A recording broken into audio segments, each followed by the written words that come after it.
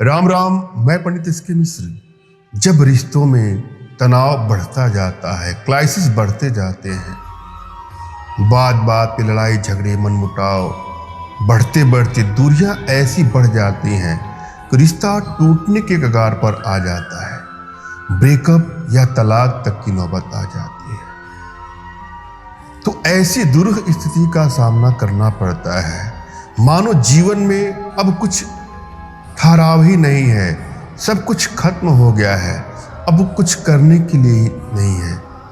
जो व्यक्ति इससे पीड़ित होता है वही इस चीज को समझ सकता है। वह येन केन प्रकार यही चाहता है कि उसका रिश्ता पुनः पहले जैसा हो जाए या पहले से भी अधिक प्रगाढ़ता उत्पन्न हो जाए, और इसके लिए वह अनेकों प्रयास करता है।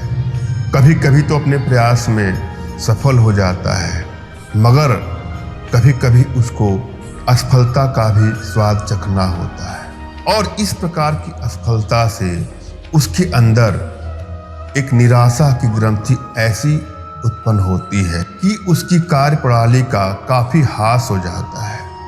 वह हर कार्य में असफल होता रहता है। नाना प्रकार की बीमारियां, टेंशन, तनाव वह दावत दे लेता है अनजाने में ही।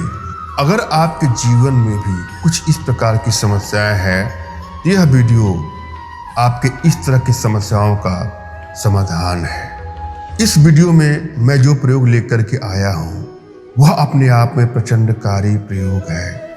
यह तीव्रतम प्रयोगों में से एक है और सबसे सरलतम प्रयोगों में से एक है।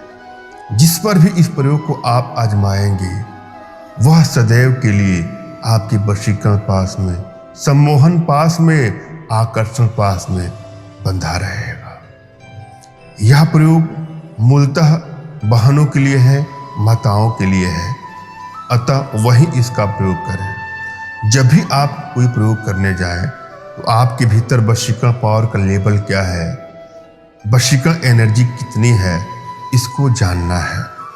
यदि आप बैलेंस अवस्था में है, प्रचुर अवस्था में है, तो आप किसी भी प्रयोग में आसानी से सफलता प्राप्त कर लेती हैं। और यदि यह एनर्जी डिसबैलेंस है, डिक्रीजिंग ऑर्डर में है, अल्प अवस्था में है, तो किसी भी प्रयोग में आपको समय लग सकता है। तो आवश्यकता है कि अपनी वशीकरण पावर को बढ़ाया जाए, एनर्जी को ट्रांसफर लिया जाए।